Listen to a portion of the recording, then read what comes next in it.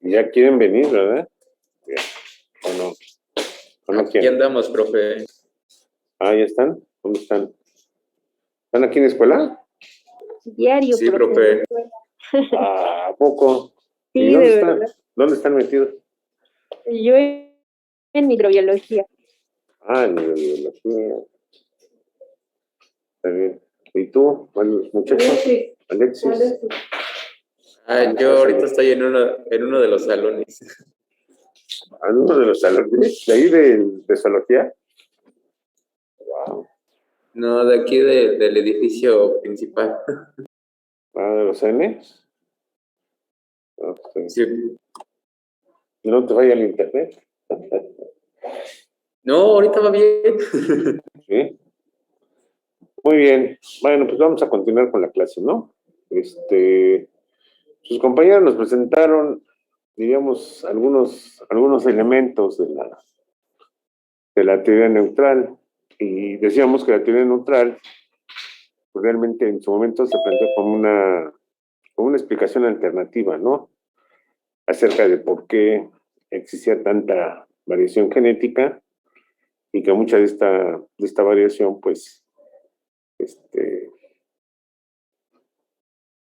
no podía ser, digamos, no podía ser mantenida por un proceso de selección natural. ¿Sí? Entonces, bueno, Kimura hizo el planteó la hipótesis de que mucha de esa variación era una variación de tipo neutral. Y eso dio origen a esto que estamos aquí. Sus compañeras nos hicieron una exposición pues, muy interesante, ¿no? La clase pasada. Entonces simplemente vamos a procesar algunos aspectos que ellas tocaron, ya para redondear este tema y continuar. Pues la hipótesis seleccionista plantea que los alelos fundamentalmente que codifican para proteínas tienen un efecto importante sobre la adecuación. ¿Sí? Que los loci son polimórficos y son mantenidos activamente por la selección natural. ¿Sí? Ese era el planteamiento de la hipótesis seleccionista. Creo que me equivoqué, espérenme. Gracias. ¿Sí? También, y por otro lado, la hipótesis neutralista. Ajá. ¿No se oye? No se ve nada. Ah, no se ve nada. ¿Y por qué no me dicen? No están viendo nada, Sí, ¿verdad? yo sí lo veo. Sí, se ve. Sí, se ve, profe. Entonces lo oyo nada más. Sí, ya lo siento.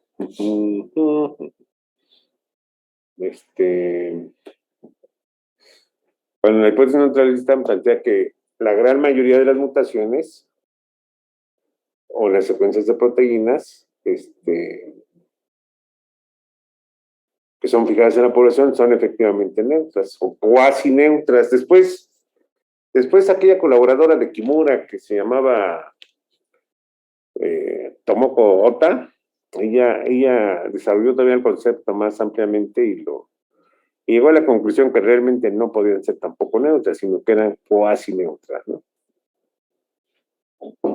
Y que efectivamente son neutras con respecto al fitness, es decir, al ser neutras con respecto a la adecuación, pues entonces se asume que la selección natural pues simplemente no las ve, ¿no? O sea, no trabaja sobre ellas. Pero ellos reconocían que efectivamente una pequeña minoría de esas mutaciones eran ventajosas y eran fijadas, por lo tanto, pues, por selección natural. Y las mutaciones, digamos, no benéficas o bien desventajosas, eran eliminadas. ¿Por qué? Pues por una selección natural purificadora. Eso que elimina todo lo realmente grave, ¿no? Entonces, ustedes van a encontrar que luego el término selección natural va acompañado de muchos calificativos, por ejemplo, selección positiva, selección negativa. Cuando se habla de selección positiva, estamos hablando de un proceso de selección favorable a, ¿no? La negativa es un proceso de selección no favorable a. También pueden hablar de selección purificadora, que sería equivalente a la selección que, pues, negativa, ¿no? O sea, está purificando, está eliminando cosas. Uh-huh. También se utiliza el término selección balanceadora, aquella selección que permite el que estén, diríamos, diferentes alternativas de un mismo gen o de una misma característica. Balanceadora, normalizadora, etc. También hay, se encuentra uno con términos como selección suave, ¿no? Soft, que le llaman en inglés. Pero todo tiene que ver con la intensidad de la selección, ¿no? O sea, una selección que tiende siempre a, pues esa selección que elimina cosas, pues puede ser negativa, desventajosa, purificadora, etcétera, etcétera, etcétera, ¿sí?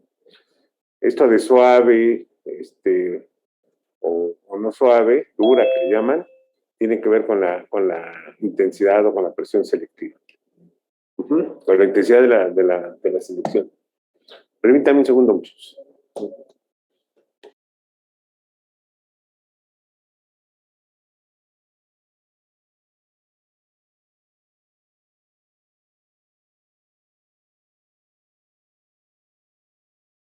¿Sí? Sí, entonces, siempre esos calificativos tienen que ver con eso, con la selección. Uno no debe digamos, de sorprenderse, ¿no? Y hay muchos, ¿no? Selección direccional, está hablando de un tipo de selección que va favoreciendo el proceso cognitivo hacia dónde, pues hacia una dirección, ¿no? También se emplean en algunos casos la selección disruptiva, ¿no? Bueno, es una selección, o disyuntiva sería en español, una selección que está promoviendo ¿qué cosa? Pues que dos cosas se estén divergiendo. Uh-huh. Fíjense, son puros calificativos alrededor del proceso de selección. La selección dependiente de la frecuencia, entonces sería ¿qué cosa? Un proceso de selección que se manifiesta a medida que la densidad poblacional va cambiando, ya sea que aumente o que disminuya. ¿Qué otro tipo de selección? Bueno, la selección sexual, la que tiene que ver con todas esas características sexuales, ¿no? Que si un plumaje vistoso, que si no sé, la producción de una feromona, etcétera, etcétera, etcétera. Entonces, siempre que se califica la selección, pues se está refiriendo a algo, pero en realidad pues es un proceso que se genera a partir de qué cosa, pues del campo de variabilidad que se está generando. Uh-huh. No así la deriva génica, y lo aclaro, la deriva génica sí es un concepto muy rígido en ese sentido, y no se le califica, ¿sí? Más bien se le asocia con un factor, pues netamente azaroso, estocástico, o resultado de un efecto del muestreo, como suelen luego decir algunos, ¿no? Pero el muestreo es porque, bueno, si yo tengo una población infinita, pues ahí el muestreo pues no tiene ningún efecto, pero si yo tengo una población finita, pues entonces desde luego que el muestreo va a ser muy importante aquí el muestreo, ¿no? Entonces, entre menos tengo, pues tengo menos posibilidades de elegir. Entonces, por eso se le llama un error de muestreo, ¿no? Un efecto de muestreo. Uh-huh. Bueno, dicho esto, seguimos con la que sigue. Bueno, cuando Kimura planteó su teoría, en realidad, son de estas hipótesis o de estas teorías muy, muy visionarias, ¿no?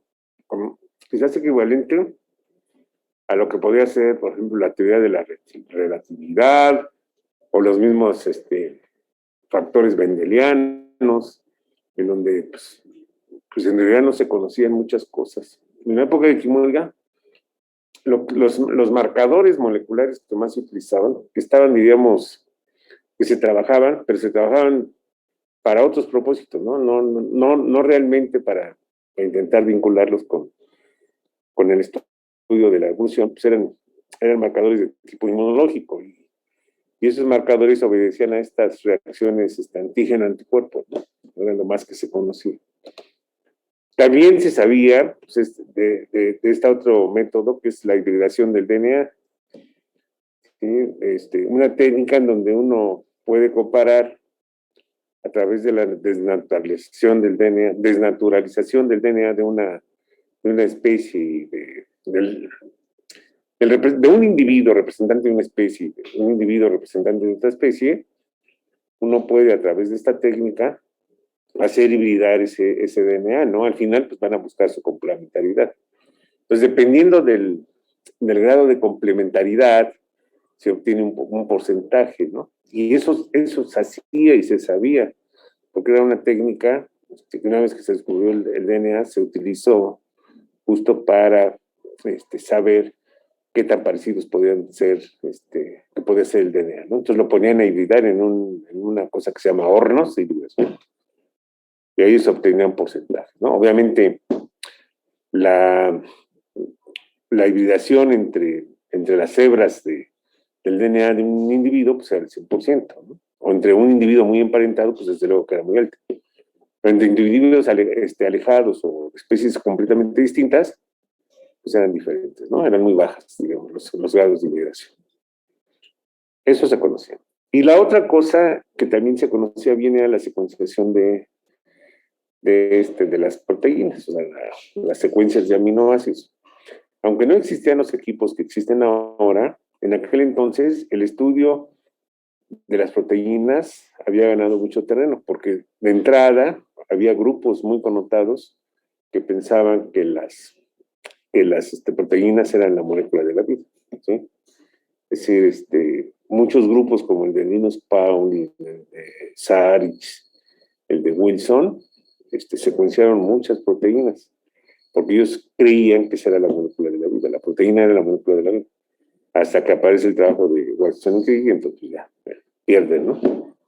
Pierden, pero habían dejado un buen legado, o tenían ya un buen legado de proteínas secuenciales. Entonces, en realidad no había mucho de dónde agarrarse, ¿no? O sea, el estudio del DNA en 1968 pues tenía prácticamente 15 años, no tanto, y no había metodologías sumamente desarrolladas como para estudiar el DNA o las proteínas con la profundidad que se tienen ahora. Entonces, en ese sentido fue visionario Kimura, porque él hizo muchas predicciones que están plasmadas ahí en ese libro y en el artículo que aparece en el 68. ¿Cuáles son estas predicciones, por ejemplo? Y son predicciones porque, bueno, a pesar de que él estimó, pues ahí quedaron, ¿no? Y ahora se han tomado, diríamos, como verdaderas hipótesis de trabajo, y con la cantidad de volumen, con la cantidad de información que está saliendo y con el volumen, todo eso, ¿no? Por ejemplo, una cosa que hizo Komura con lo poco que se conocía fue que calculó las tasas de evolución de las proteínas de varias especies. ¿Sí? En esa estimación, encontró que una proteína determinada evoluciona a velocidades similares en diferentes linajes. Y esto lo conduce a plantear él mismo la existencia de un posible reloj molecular. Es decir, que independientemente del tiempo de divergencia de las especies, algunas proteínas manifestaban el mismo número de cambios. Y ya estoy hablando aminoacídicos, porque no se conocían las partes nucleotídicas, sino los aminoacídicos, ¿sí? De tal forma que eso hizo que él planteara que la evolución de las proteínas en diferentes linajes ocurría a velocidades más o menos similares. Y entonces establece el concepto del reloj molecular. ¿Sí? Más adelante, diríamos, esa predicción fue probada y hasta ha sido probada durante ya en estos últimos años mucho. Y entonces ahora sabemos que no, que en realidad el reloj no es un reloj constante, sino es un reloj que se puede adelantar o se puede retrasar durante la historia evolutiva de una especie. Y por consiguiente, pues estos relojes son diferentes entre los diferentes linajes. Es decir, funciona como un reloj normal, común y corriente. A veces se adelantan y a veces suelen atrasarse en la historia última. Bueno, Kimura concluyó que tal consistencia se puede esperar si la mayoría de los cambios a nivel último son causados por mutación y deriva génica, no por selección. Entonces aquí ya da una explicación muy clara, ¿no? Sí. Eso no ocurre por selección. Esa constancia no ocurre por selección. Ocurre ocurre principalmente por mutación y deriva génica. Es decir, no únicamente construye la idea, sino también dice, bueno, los procesos más importantes para que se dé esa relativa constancia es mutación y deriva génica.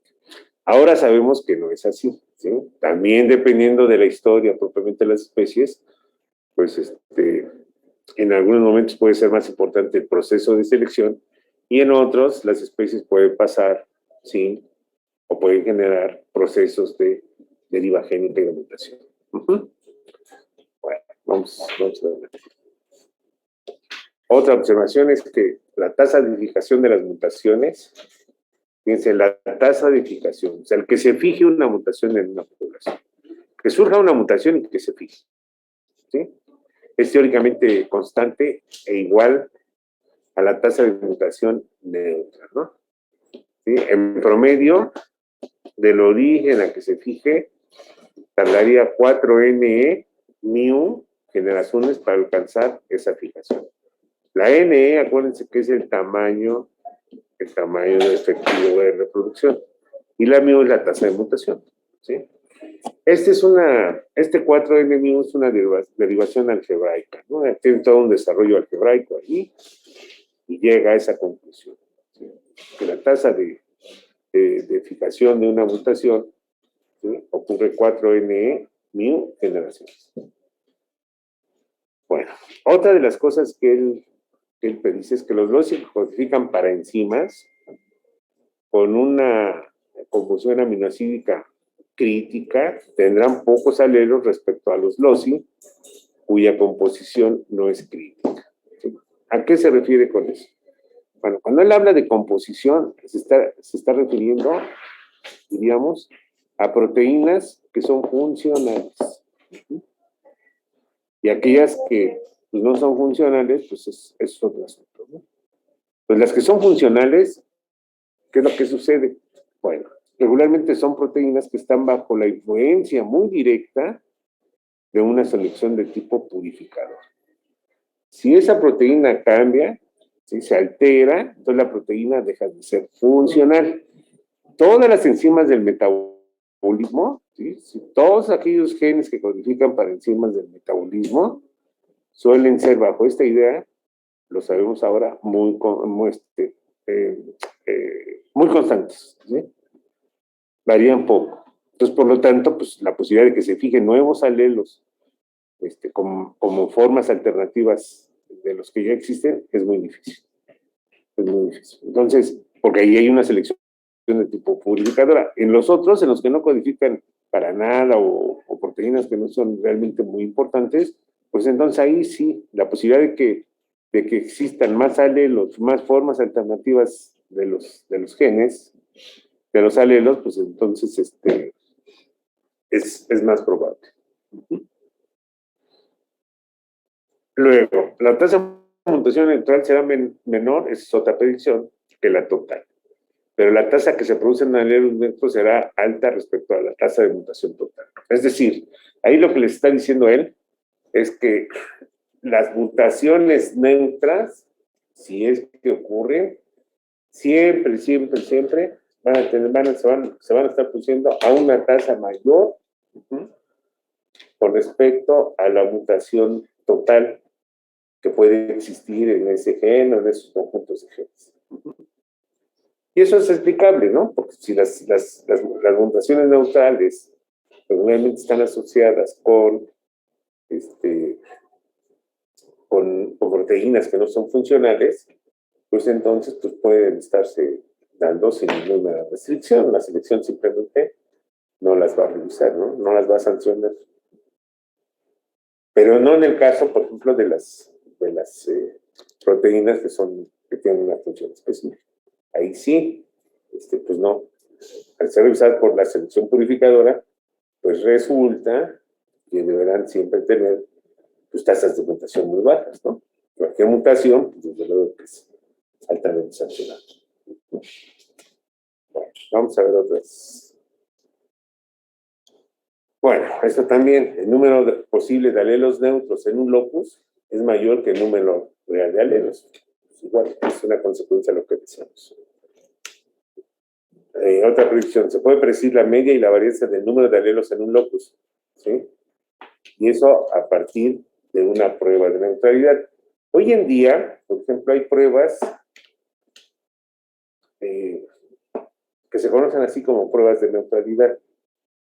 Entonces, si yo tengo, por ejemplo, una secuencia de una proteína, yo puedo, a esa proteína, le puedo hacer estas pruebas de neutralidad para ver si su evolución o qué partes de la proteína están evolucionando de manera neutral y qué partes de la proteína están bajo la influencia de la selección natural. Por ejemplo, el complejo mayor de histocompatibilidad, el MHC, es algo que hoy en día se está estudiando mucho y que se está asociando a muchas cosas, ¿no?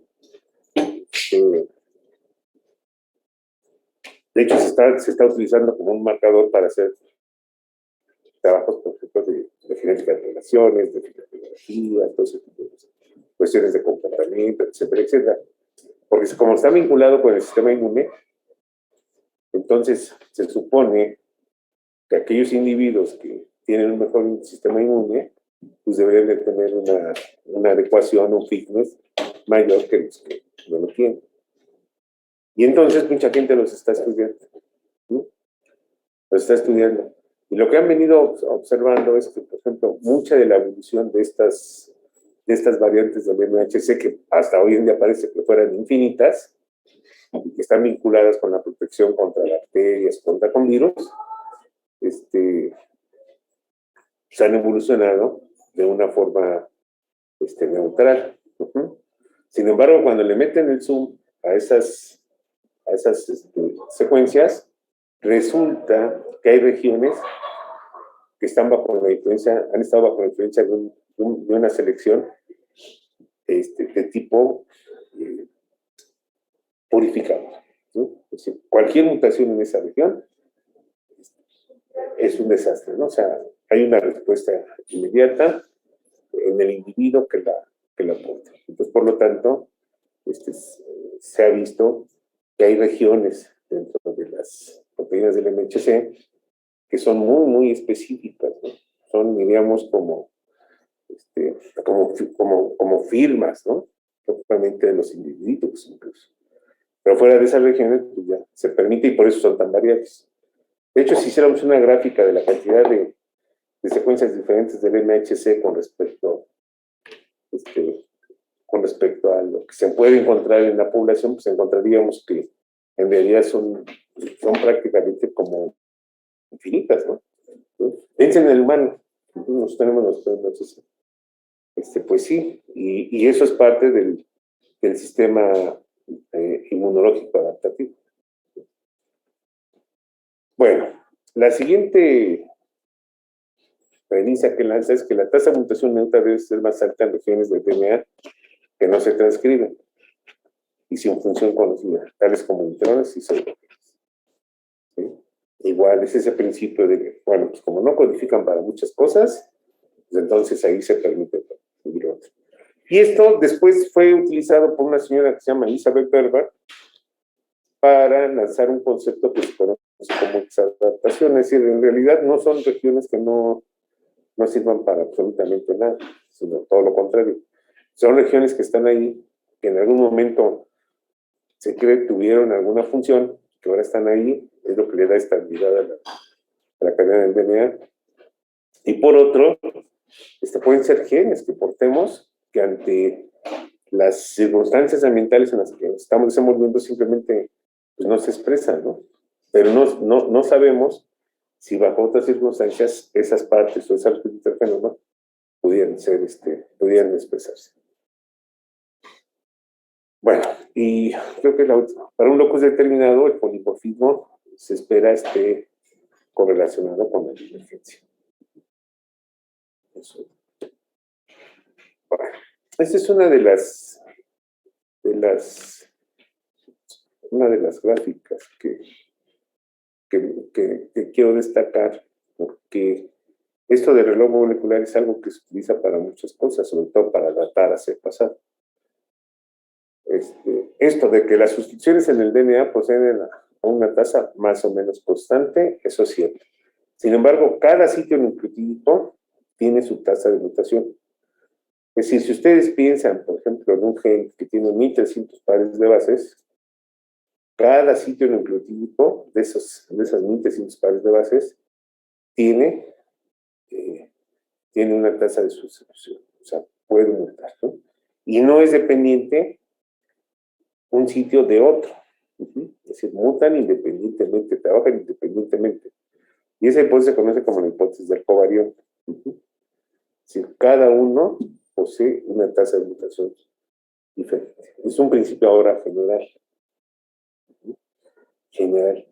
Puede haber regiones dentro de esas 1300 pares de base que se comporten como una unidad. Sin embargo, la tasa de sustitución sigue siendo independiente de cada uno de los completos. Y bueno, esto, ¿no? Que el grado de diferencia entre las especies sirve como un reloj molecular. Entonces, por ejemplo, aquí en la gráfica ustedes ven en el eje de la Y, cambio de aminoácidos por 100, cada 100 residuos. Y luego abajo está, ¿qué cosa?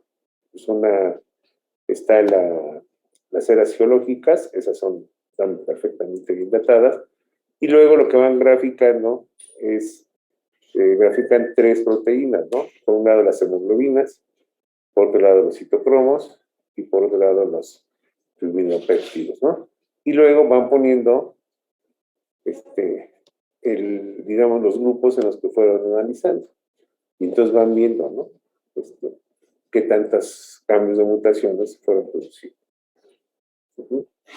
Del eje de las X está la escala en millones de años y arriba, en el de las Y, está el cambio de aminoácidos por cada 100 residuos. Son 3 proteínas diferentes de los grupos que ustedes pueden ver en la parte superior, ¿no? Primero empiezan con mamíferos, luego están aves y reptiles, mamíferos y reptiles y peces, carva y lamprea, y vertebrados y reptiles. Vertebrados sí, el otro no lo alcanzo a ver. Insectos. ¿Okay? Insectos. Entonces, bueno, ustedes ahí van viendo cómo se ve.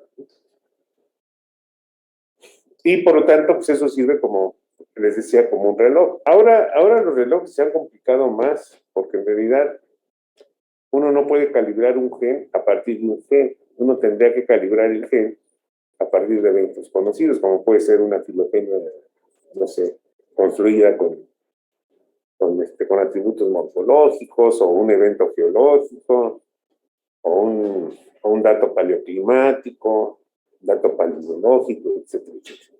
Entonces, en realidad lo que se pide hoy en día es que uno haga uso de toda esa información, pero calibrar un gen con un mismo gen, no, porque cada gen tiene una tasa de mutación, una tasa de evolución diferente. Más bien podemos utilizar 2 genes o 3 genes para hacer un ejercicio de concordancia en términos de qué, pues del dato que nosotros queremos calibrar. ¿Sí? Si los 3 más o menos convergen en la misma fecha, pues diríamos que ahí vamos, ¿no? Que estamos bien. Pero siempre ahora se pide pues que uno calibre con otra cosa, ¿no? Que pueden ser estas cosas, registro fósil, etcétera, etcétera. Bueno, esas fueron muchas de las predicciones que hizo Cremona, que están en ese libro. Es un libro realmente muy interesante y que pues hay que verlo, ¿no? Pero bueno, ustedes saben que a partir, digamos, de finales de siglo, cuando se desarrolla por un lado la PCR, eso fue creo que en los años 80, 90, ¿sí? Empiezan a hacer las PCRs no automatizadas, sino empiezan a hacer. ¿Cómo harían ustedes una PCR, muchachos? No automatizada. Pues imagínense que estamos en ese tiempo. ¿Cómo creen que la hicieron? La PCR, ¿qué proceso emula? La replicación. Ajá, exacto. Entonces, ¿y en qué consiste el proceso de replicación? En tomar un fragmento del DNA y por decir que multiplicarlo varias veces consecutivamente. ¿Ok? Sí. ¿Pero qué pasa en el proceso de replicación? ¿Qué es lo que sucede? Tiene una cadena doble, una doble cadena, ¿no? Y luego, ¿qué es lo que pasa? Se abre la doble cadena. Se abre la doble cadena, ¿no? Y luego, ¿qué sucede? Ya se abre la doble cadena. ¿Qué sucede?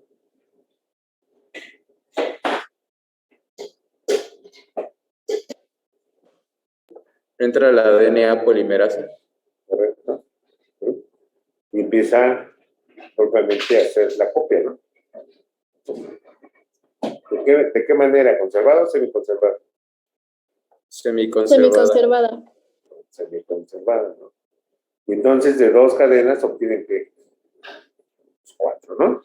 Y así sucesivamente. Ajá. Bueno, la PCR intenta emular eso. Entonces acá para la PCR, pues para abrir las cadenas, pues hay que elevarle la temperatura, ¿no? O sea, se disocian, ¿no? Se rompen los. Luego, pues metemos una enzima, el tubito, y ya le ponemos ahí todos los dinucleótidos, ¿no? Metemos el contractor, le ponemos la enzima, todo. Y después empezamos a jugar con rampas, aumentando y disminuyendo propiamente esas temperaturas, ir favoreciendo la disociación y luego la asociación de las cadenas, dándole tiempo a la enzima que esté trabajando, ¿no? Eso es todo. Eso lo hacen los aparatos ahora, subiendo y bajando pues, una platina de calor. Y ustedes preparando afuera, básicamente en un tubito, poniendo todo el cóctel, ¿no? DNA, necesitan el DNA, ¿sí? Necesitan primers específicos, necesitan una enzima que no se desnaturalice a temperaturas altas, necesitan los LTPs para ir construyendo, y los cofactores, ¿no? Y agua. Entonces, es como esas fórmulas de, pues ya no hace falta que le agreguemos ahí, pues no sé, las ancas de rara, ¿no? O sea, es como una porción mágica, ¿no? De una fruta. Pues, estamos agregando lo que tenemos que hacer. Y entonces ya el aparato lo que empieza a hacer pues, es a través de un programa, estar sube y baja esas temperaturas, pasando por lo que se conoce como un proceso de desnaturalización, de alineamiento y ¿cómo se llama esto? Extensión. Y extensión. ¿No? Y eso pues no es más que todo eso. ¿Cómo creen que lo harían los primeros? Pues no había equipo. Y ese fue un desarrollo tecnológico, pues, no tiene mucho, ¿eh? Estamos hablando de finales de los años 80. ¿Cómo creen que lo empezaron a hacer? Y ahora tenemos hasta genomas ya secuenciados completitos. ¿Cómo creen que lo empezaron a hacer? Un profesor en esta escuela sí lo hacía, pero él lo hacía 20 años después, lo hizo 20 años después porque no había un termociclador aquí. ¿Cómo creen que se hacía?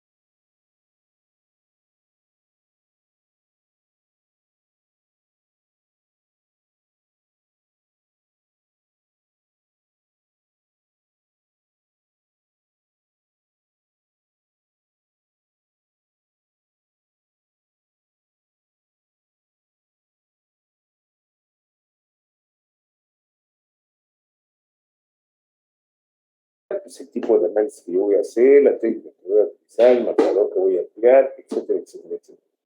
No al revés, como suele suceder en los laboratorios. Pues porque nosotros sabemos hacer esta técnica, pues entonces hacemos esa técnica, ¿no? Aunque después no me sirva para contestar la pregunta que yo me estoy planteando.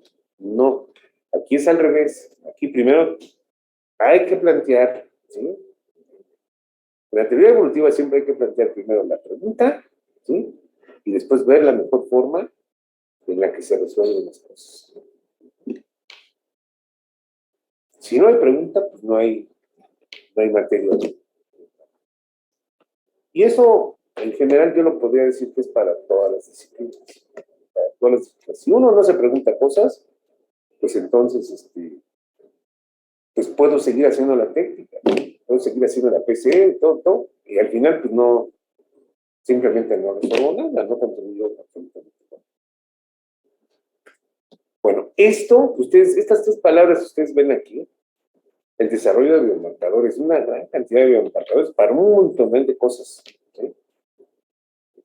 Marcadores moleculares de tipo DNA, RNA, proteicos, de ácidos grasos, de lípidos, ¿no? Entonces, es impresionante lo que se ha desarrollado. Y luego viene pues todo un desarrollo bioinformático, ¿sí? Y eso va acompañado con el desarrollo tecnológico. En general, se dice que el siglo XXI está marcado ¿por qué? Pues por el desarrollo tecnológico, ¿no? O sea, cada vez necesitamos más técnica para poder aproximarnos a respuestas muy concretas de preguntas muy concretas que nos hagamos. ¿Preguntas hasta aquí? ¿Chicos? No, profe. No, profesor. Ok. Pues vamos a ver qué sigue. Bueno, esto es algo.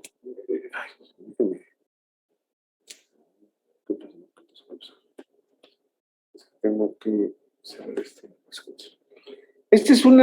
fíjense, esta imagen que ustedes están viendo es una imagen que apareció en 1995, ¿sí? Y era lo que en ese entonces ya se utilizaba. Hoy tendríamos que actualizarla totalmente. ¿Sí? En el eje de las Y ustedes ven, diríamos, la jerarquía, ¿no? O sea, esta jerarquía taxonómica que ya conocemos, ¿sí? Que nos permite pues, aproximarnos a muchas cosas. Si yo me paro en el nivel de especie, bueno, pues yo puedo hacer desde microevolución en muchas áreas, ¿no? O sea, como podrían ser la ecología, la genética, etcétera, etcétera, etcétera. ¿Sí? Si me voy al nivel macro, pues desde luego que también puedo hacer inferencias hacia el pasado muy, muy, muy interesantes, ¿no? Muy interesantes. Bueno, esta es digamos, un acopio de todas las técnicas que se conocían hasta 1995, 97, que apareció publicado en un libro de aquellos años, ¿no? Estaban, por ejemplo, estas cosas que se conocen como AFLPs, esto de ribotificación, las PCR, las DAP, los RAPD, los HADRA, ¿no? La serología, las enzimas multilocus, ¿sí? Los microarreglos o microsatélites, y si ustedes se fijan hasta el lado derecho, pues están las secuencias del DNA, ¿no? Las secuencias de DNA, las secuencias de proteínas, etc. Y ese es, diríamos, la barra significa la información que la técnica nos puede proveer para aproximarnos a al nivel de esas jerarquías taxonómicas. Entonces, hay un conjunto, por ejemplo, hay un conjunto de técnicas, las están hacia el lado izquierdo, que por ejemplo ellos dan buena información a nivel de cepa, a nivel de subespecie, todo eso. ¿Sí? De especie, perdón. Ahí dan buena información. Pero si yo las quiero utilizar para contestar un asunto más profundo, pues no me van a dar absolutamente nada, ¿no? O de una jerarquía superior no me van a dar información. Curiosamente, la secuenciación de DNA, la secuenciación de los RNA, la hibridación DNA-RNA, etcétera, etcétera, esos dar mucho más información a todos los niveles, ¿no? O sea, o dan información, no mucho más, sino dan información a todos los niveles. Y por lo tanto son técnicas que más útiles, ¿no? En aquel entonces, en aquellos años, estamos hablando de finales del siglo pasado, ¿ya habían nacido ustedes? ¿Ya andaban naciendo todos? Muchachos, Sí, profe. Sí, profe. más o menos, Sí. estaban chiquitos, ¿no? ¿Qué, de unos 3 años, 5 años? 2 Sí, de años. 3 a 5 más o menos. De 3 a 5 años, ¿no? Bueno, hacer, por ejemplo, secuenciación, hacer un genoma en aquellos años, pues hubiera costado lo que pagaron sus papás por el hospital, ¿no? Si es que fueron nacidos en hospitales privados. 10 de ustedes, que saben, hubiera sido equivalente a tener la secuenciación de un genoma, de una mitocondria, ¿no? Nada más de una, ¿eh? Uh-huh. Y hoy en día, pues, todo esto se ha abaratado terriblemente, ¿no? Como ha habido un desarrollo, bla, bla, bla, bla, se ha abaratado. No todavía en el nivel que quisiéramos, pero sí se ha abaratado. Y por lo tanto, bueno, pues la cantidad de información que encontramos nosotros ahora en el banco de genes, pues es impresionante, ¿no? Es impresionante, en realidad es impresionante. Entonces, pues nada más hay que bajarlos y hay que hacerlo. Y uno pensaría, bueno, pues estas cosas nada más se aplican por los no, con esto uno puede hacer taxonomía o sistemática molecular, puede hacer paleontología molecular, ¿sí? Puede hacer, no sé, genética humana, puede uno hacer ecología o genética de poblaciones, etcétera, etcétera, etcétera. Esto es como el rock and roll, ¿no? O sea, llegó para quedarse. Y cada vez uno hace uso de todo este tipo de cosas. Esto ha conducido a que en el tiempo, en realidad se dé una fuerte crítica, porque mucha gente que hace biología molecular y que hace muy buena biología molecular, ha caído en reduccionismos muy importantes, ¿no? O sea, todo lo intentan resolver con el descubrimiento del gen, de la función del gen, de todo ese tipo de cosas. Entonces, hay una crítica, ¿no? También, porque muchos biólogos moleculares son reduccionistas o bien son deterministas. Y en ese sentido, pues, hay muchos biólogos evolutivos que están llamando fuertemente la atención de que hay que tener mucho cuidado cuando uno intenta, digamos, trabajar por trabajar toda esta parte molecular. No hay que perder la visión. La especie es una cosa mucho más complicada que su propio genoma, ¿no?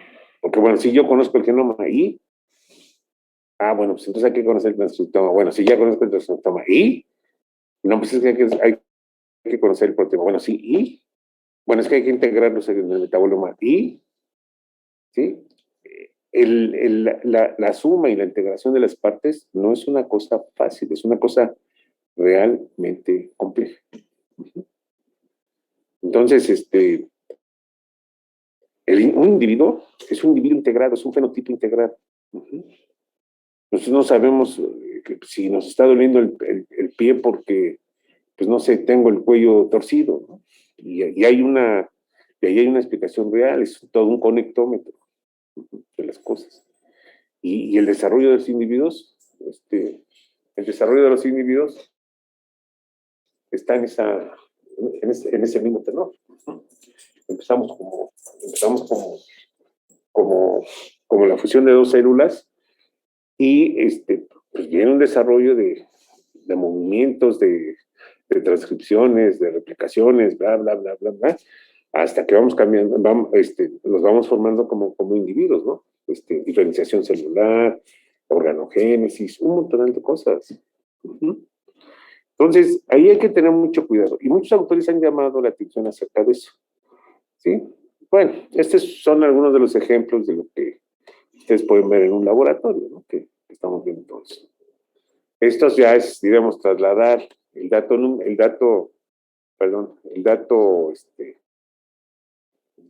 de geles y todo esto de bandas, todo eso, a datos numéricos. Es un ejemplo muy sencillo.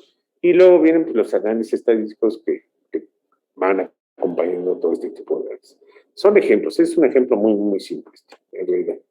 Este puede ser un ejemplo un poco más complejo, ¿no? Ya de cómo analizar en el espacio geográfico un conjunto de cosas, ¿no? Y, bueno, las filogenias ya las conocen ustedes, ¿sí? Eso ya son filogenias. Fíjense, aquí hay una filogenia de un grupo de insectos, en donde se conoce bien su biología, se conoce bien todo, pero, y la filogenia pues, está basada en un gen, en un solo gen, ¿no? Entonces, desde luego que estas especies son más que la filogenia, son más que la citología, son más que la especificidad de todo eso. Integrarlo es la parte difícil. Bueno, esa no la voy a saltar, son todo lo que ustedes piensan, ¿no? La pregunta que después del planteamiento de la teoría de Kimura también se empezó a hacer es que si la hipótesis neutralista se podía trasladar a las cuestiones morfológicas o al nivel del individuo, no a nivel nada más de los genes, ¿no? A nivel de las poblaciones, de los individuos de las poblaciones, en donde los rasgos que nosotros vemos son morfológicos, fisiológicos, de comportamiento, ¿no? ¿Sí? Y ahí, pues, se dio la discusión, porque en general nosotros traemos una tradición muy, muy fuerte del pasado, de argumentar y pensar en que la selección natural es la que ha estado inmersa en todo este tipo de cosas. Fíjense, eso se planteó muchos años después de la teoría y ya casi cuando la teoría, la controversia seleccionista de naturalistas había terminado, ¿sí? Y mucha gente dijo que no, ¿sí? Que no, la teoría neutral no podía ser aplicada a este tipo de cosas.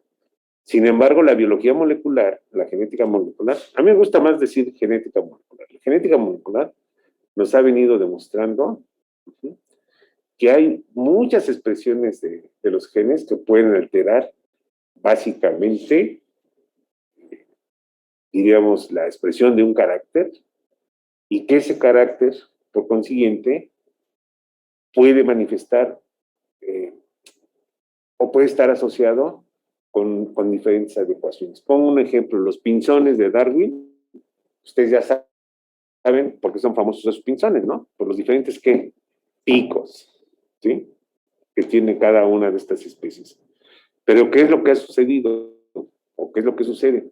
Hoy se sabe que los genes que están involucrados propiamente en el pico, de alguna manera son el resultado de una sobreexpresión o bien de una no expresión de muy pocos genes, ¿sí? Es decir, ahora sabemos qué genes están involucrados en la expresión propiamente de esos diferentes picos.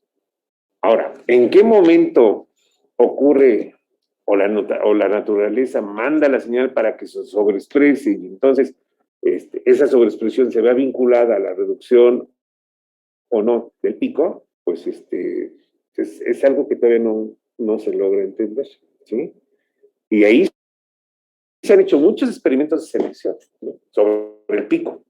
Pero después de que se descubren los genes que están involucrados en el pico, entonces, ¿cómo un recurso, en este caso las semillas o los diferentes recursos que explotan esos picos, promovieron esa sobreexpresión o no, esa regulación o no de esos genes? ¿O fue al revés? Los genes se regularon y manifestaron esa diversificación de esos picos. Esas son cosas que nadie puede explicar y que están ahí, ¿no? Que están ahí. Entonces, bueno, son cosas muy interesantes que hoy en día se están estudiando mucho. Bueno, este llamamiento de que uno tendría que ser muy cuidado y no caer en cuestiones reduccionistas ni deterministas, ustedes se lo deben a estas dos personas. Uno es Richard C. Lewontin, que ya lo conocieron en la imagen, y otro es muy famoso porque escribió muchos libros de divulgación, el nombre es Stephen Jay. Ellos construyeron algo que se conoce como la crítica al programa adaptacionista. Y la crítica iba en dos sentidos. Uno, el que no fuéramos reduccionistas, ¿no? Y la otra, que no fuéramos deterministas. Es decir, que no dijéramos que todo estaba en los genes, que si no estaba en los genes, pues entonces, pues, ¿sí? Y eso es el determinismo, ¿no? O sea, todo está en los genes, ¿no? La homosexualidad está en los genes. El ser ladrón está en los genes. El ser rencoroso está en los genes. El ser, ¿sí? Todo eso, según hay mucha gente que dice, no, está en los genes, ¿no? Eso está en los genes. Y ellos decían, no, ese es un pensamiento determinista y es muy reduccionista pensar que la expresión de un gen, la mutación de un gen, puede explicar todo esto. Entonces, y ellos decían, no, el ambiente juega un papel muy importante, ¿no? Hay que considerar siempre el ambiente en este tipo de cosas. Y en aquellos organismos que tienen un desarrollo, ahí se incluye el ambiente interno. El ambiente interno es muy importante.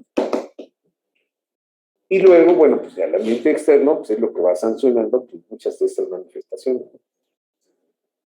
Entonces, ellos generaron ese programa y dijeron, bueno, y hay que tener mucho cuidado cuando uno interpreta, por ejemplo, alguna estructura morfológica, algún atributo morfológico, algún comportamiento, alguna respuesta fisiológica, etcétera, etcétera, ¿no? No necesariamente es por el gen, ¿no? No, puede verse a una influencia, sí, del ambiente y a su interacción de esa influencia ambiental con el programa genético de los individuos. Esta es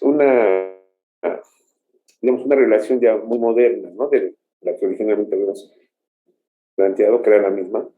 Pero aquí incluso hay, dentro de la parte ambiental, hay una parte ambiental que tiene que ver con una parte asociativa, ¿sí? La presencia de simbiontes en muchos de nuestros sistemas más importantes. Llámese digestivo, llámese circulatorio, llámese neurológico, etcétera, etcétera. ¿Sí? Esos microorganismos, esos simbiontes,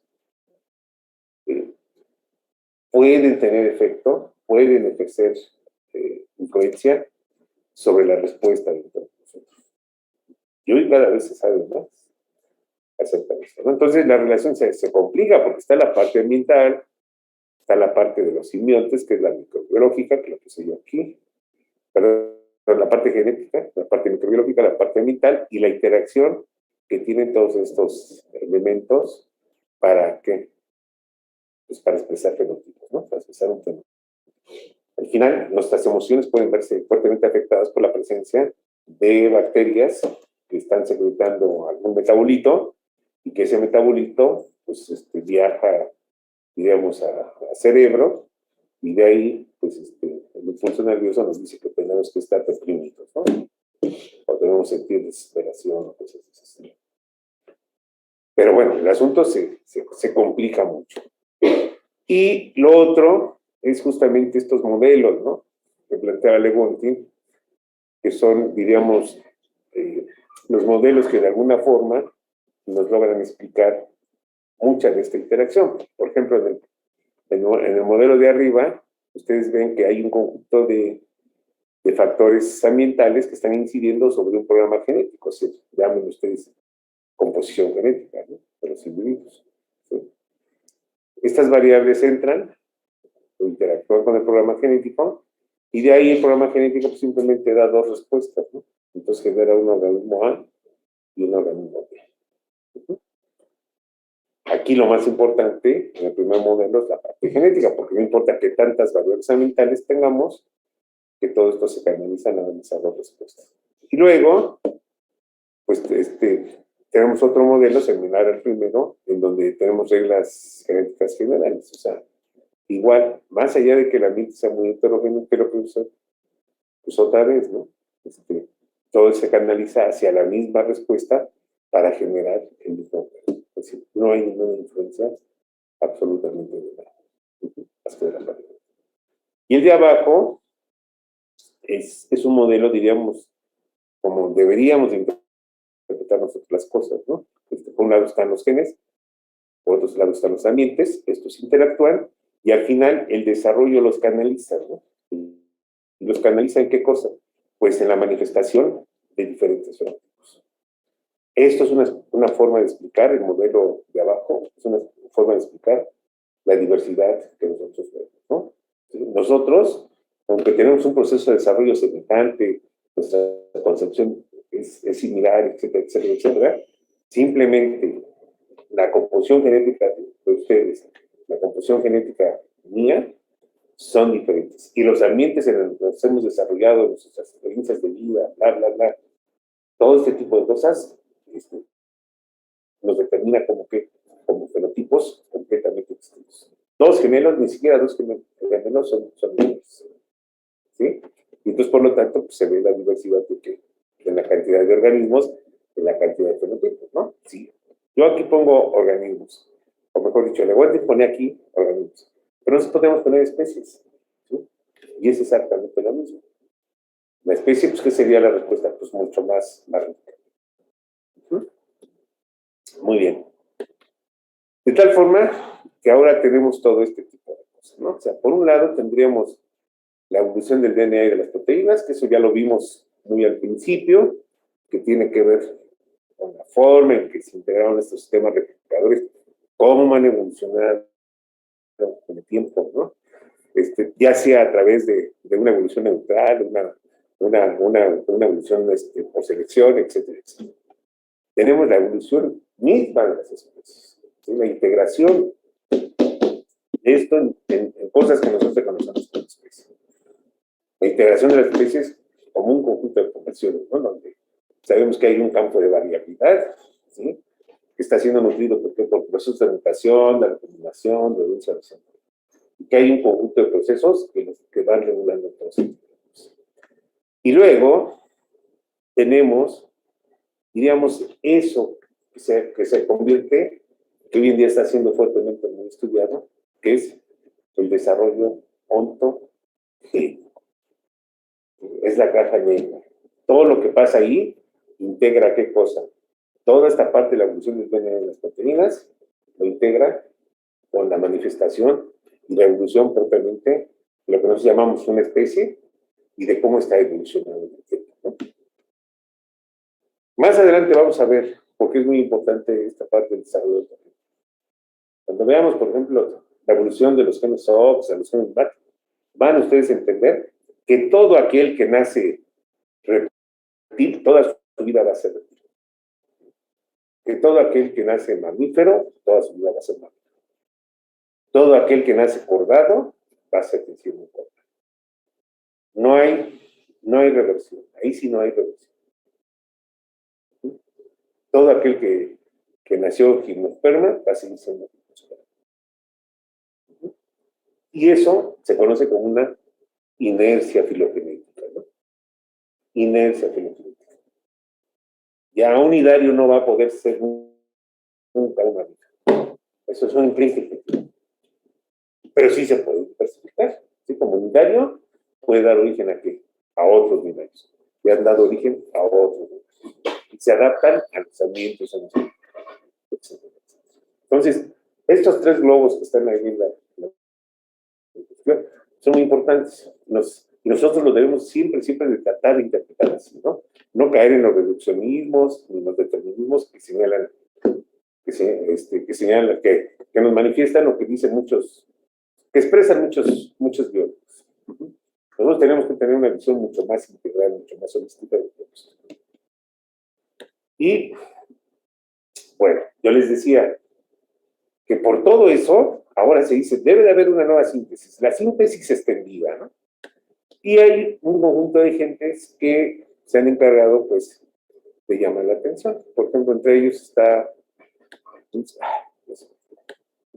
señor de nombre Nance Eldredge, que junto con, este es uno de los autores que junto con Stephen Jay Gould propusieron la teoría de los equilibrios puntuados, una teoría que vamos a ver más adelante, pero que es una teoría que intenta explicar la evolución rápida, ¿no? A salto. Él publicó un libro en el 1985 que se conoce como La síntesis inacabada.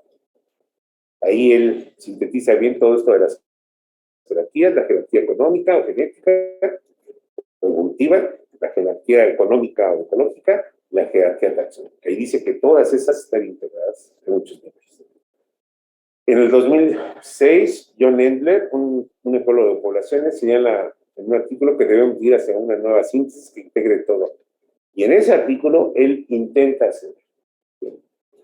Pero bueno, se queda corto y bueno, el artículo aparece en 2006. Máximo Pigliucci, un italiano, en el 2007 argumenta y plantea que la síntesis debe extenderse. Pigliucci trabaja mucho con la manifestación del fenotipo. Todo esto que tiene que ver con la plasticidad fenotípica, las normas de reacción, ¿sí? La canalización de diferentes estructuras, etcétera, etcétera. Ponen en una idea un poco más acabada, dice, también llama a la comunidad y dice que debe haber una parte, una nueva teoría científica. Y el último señalamiento que yo he visto es de estos dos autores, de Walsh y de Kahneman, que en ese libro dicen que ellos ya ni siquiera dicen que debería darse una síntesis, sino dicen que se debe de hacer la síntesis. ¿Sí? En sentido estricto, yo creo que sí se requiere una nueva síntesis, pero está muy difícil la requiere hacer. Muy, muy difícil, ¿no? Porque primero hay que integrar todo, y luego hay que, digamos, integrar toda esta parte de la micro y de la macroeducación, ¿no? De hecho, les vamos a dar un artículo para el día del viernes, ¿sí? En donde un autor de nombre Futomima, un biólogo último, hace un desarrollo histórico de lo que fue la síntesis, las grandes aportaciones, rescata a un investigador alemán que no es reconocido muy bien en la síntesis, Bernhard Rensch, ¿sí? Pero al final la pregunta es muy simple. ¿Puede la microevolución explicar la macroevolución? Y entonces, bueno, pues hace el desarrollo histórico, que es con lo que terminaríamos ya toda esta parte, digamos, de la construcción del pensamiento evolutivo. La doctora les va a subir un artículo al tablón de Classroom, lo tienen que leer de aquí al viernes, y el viernes vamos a trabajar con ese artículo, ¿sí? Entonces, la sugerencia es que lo lean, que lo intenten entender. Yo creo que tienen elementos para entenderlo, los elementos, y el viernes vamos a trabajar sobre un cuestionario. ¿Sí? Vamos a hacer lo que se conoce como una lectura de comprensión que va a emanar de ese artículo. Entonces, y aquí terminamos toda esta idea, ¿no? Doctora, ¿quieres decir eso? De hecho, yo lo publiqué en el tablón. Entonces, ¿le pueden checar, por favor?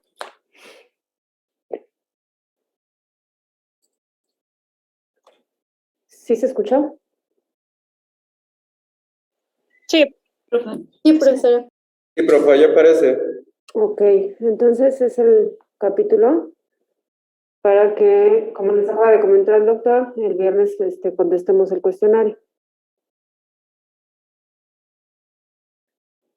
¿Sí? Sí, profe. Sí. Perdón. Bueno, eso es para el viernes. Perdón. Esto es para el viernes, ¿sí? Pero necesitamos que hagan 2 personas. ¿Cuántos equipos necesitamos? ¿3 o 4? Son 8. 8 equipos de 2 personas.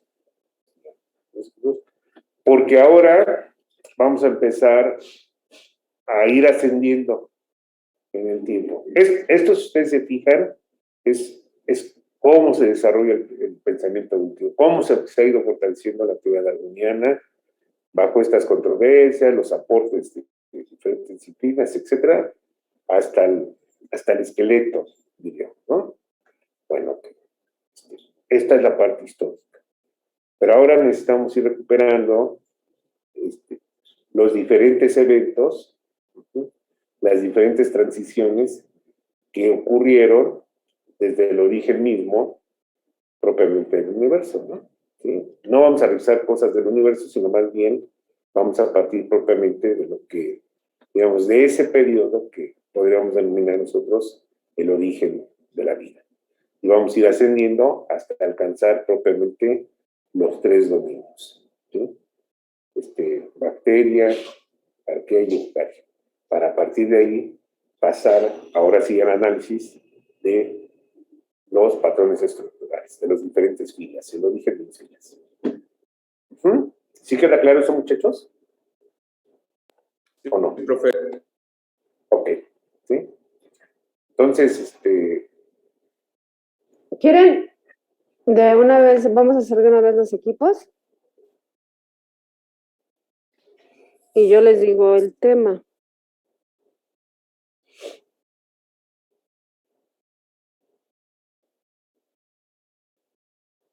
Jóvenes, a ver, ¿quién quiere exponer evolución química?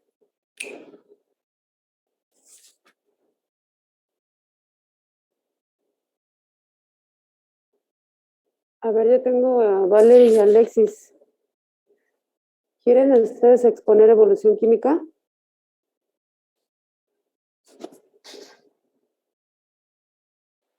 Paso. Paso. ¿Quién quiere exponer evolución química?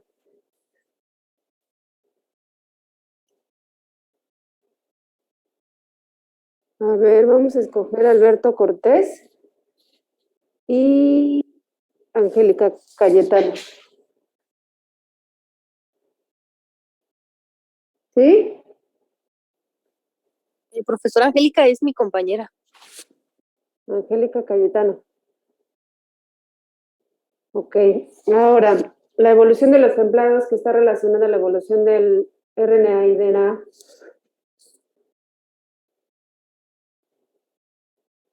¿La evolución de qué, perdón, profe? De los templados, o de DNA o RNA, es lo mismo.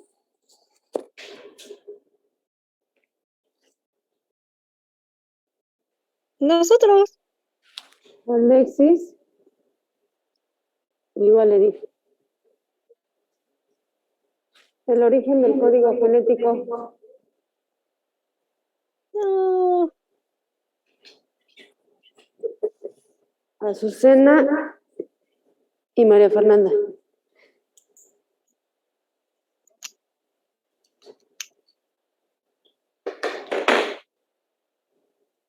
El origen de las membranas. Valeria y Rebe. Sí, está bien, profe. Características de Luca. Mariana. Ay, las dos son Marianas. Sí. Ok.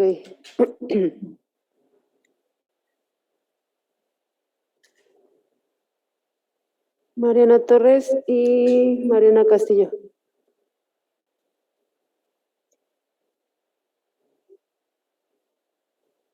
Y las características de Leca.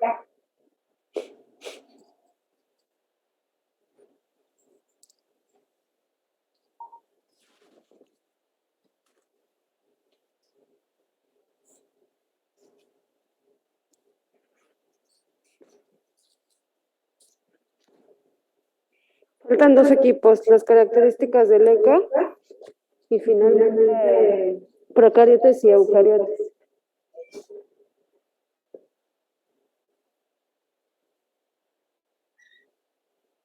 Jóvenes.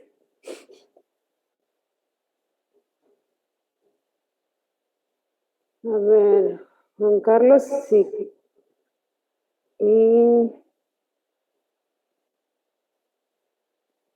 Y Brenda, Miriam y Fernanda.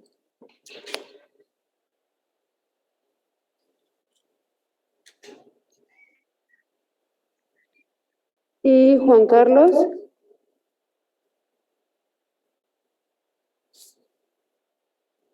Y Brenda, dije, ¿está bien? ¿O quieren, o quieren, a ver, Juan Carlos, tú no has expuesto, ¿verdad?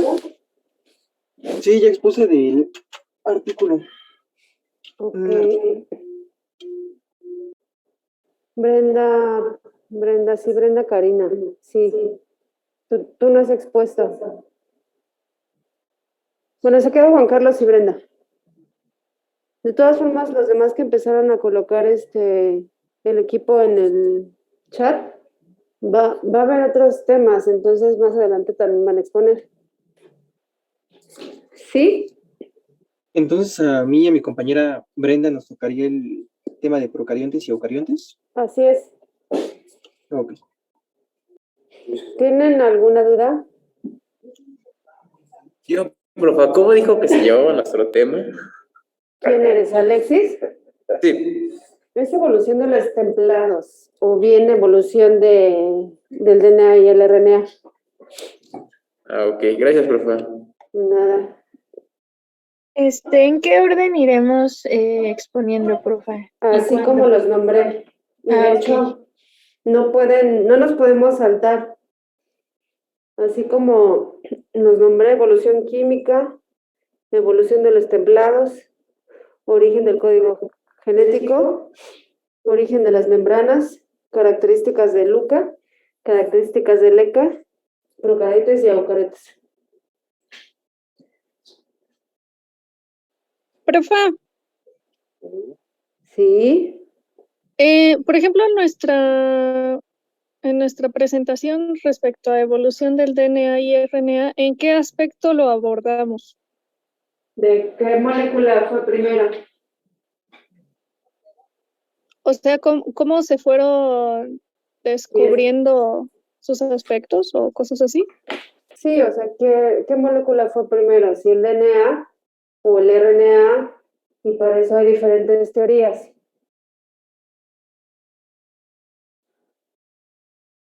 ¿Sí, Valerie? Creo que sí. ¿No tienes el libro, el PDF? En PDF no. A ver, mm, es que, por ejemplo, Alexis, si viene, y mañana les explico qué es. Bueno, No, les voy a subir un libro que se llama Las transiciones de la evolución. a ver, ese libro es un libro que les va a dar una idea, pero por el tiempo en el que se escribió ya hay muchas cosas nuevas, ¿sí? Tendrían que buscar, o sea, basarse en ese libro que nosotros les vamos a subir y buscar cosas, actualizar la información. Ujú. Ahí vienen marcadas las transiciones y si ustedes revisan el capítulo que les corresponde o el tema que les corresponde, pues van a encontrar información. Es una afirmación, es una información que no es, que sigue siendo, que se sigue manejando, pero que hay ahora cosas nuevas, ¿no? Entonces simplemente con que lo vean cómo lo plantean y entonces ya lo empiecen a buscar ustedes. ¿Sí? Muchachos. Sí, profe. Sí, profe.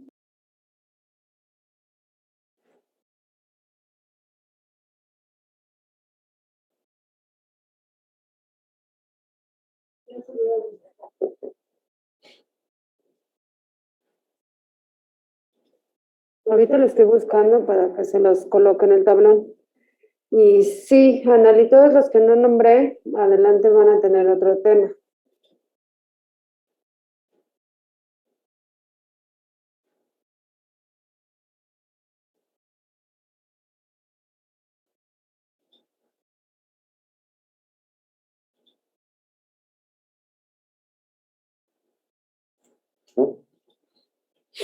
Bueno, entonces, pues empiecen a trabajar en eso. La clase la vamos a dejar ahora aquí, porque hemos terminado el tema, y a partir del viernes, entonces, ya nada más revisamos el artículo, hacemos el cuestionario, y el lunes empezamos con los primeros temas que la doctora les acaba de enseñar. ¿Sí, muchachos? Sí, profe. Sí, Muy profe. bien. Cualquier duda, no duden en venir a preguntarnos, a consultarnos, etc. O a escribirnos. Ujú. ¿Sí? Si tienen alguna duda Sí. de lo que es el seminario.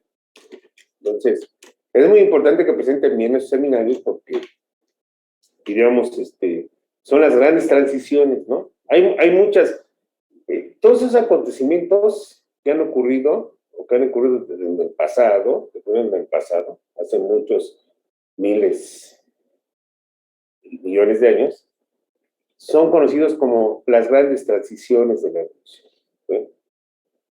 Nosotros no nos vemos unas cuantas, en realidad son muchas. Y hay muchos aspectos que se conocen como las gemas de la evolución. Eso también es otra cosa, ¿no? Por ejemplo, cómo se origina el vuelo, todo eso.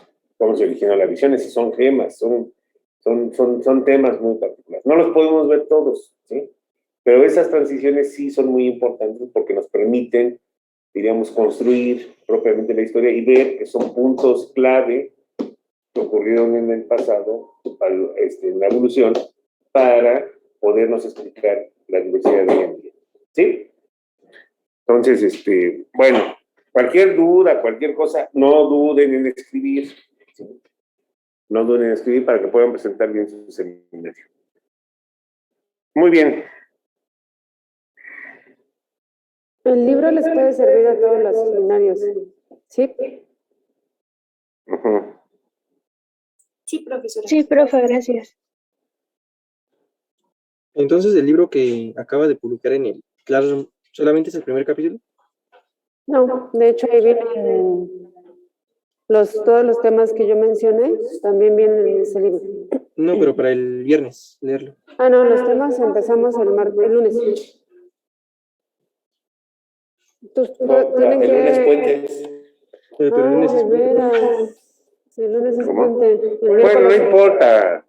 Empezamos el miércoles, muchachos. ¿Sí? No, pero me refiero al que publicó de la Can Modern. Ah, Modern Evolution. ese lo tienen que leer ahorita para que mañana contestemos un cuestionario. Perdón, para el viernes contestar un cuestionario. Todo.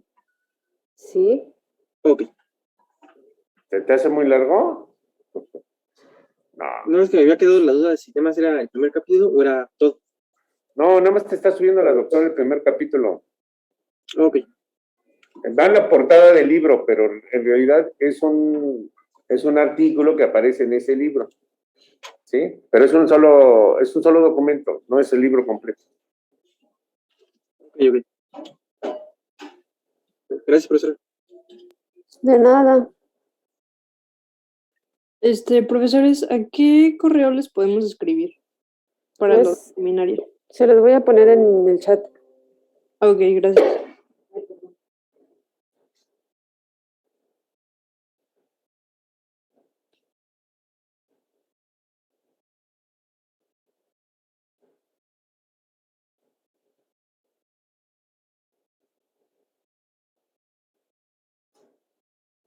Listo.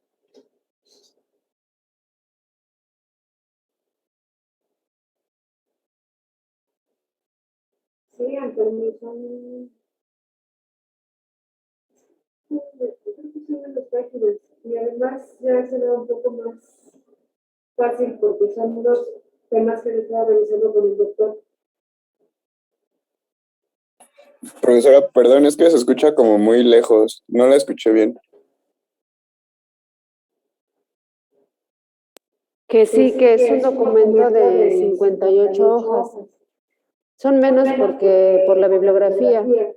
Y ese documento ya también es para integrar todo lo que han visto con el doctor. Ah, ok, eso es lo que tenemos que leer para el cuestionario del viernes, ¿verdad? Así es, son 46 hojas.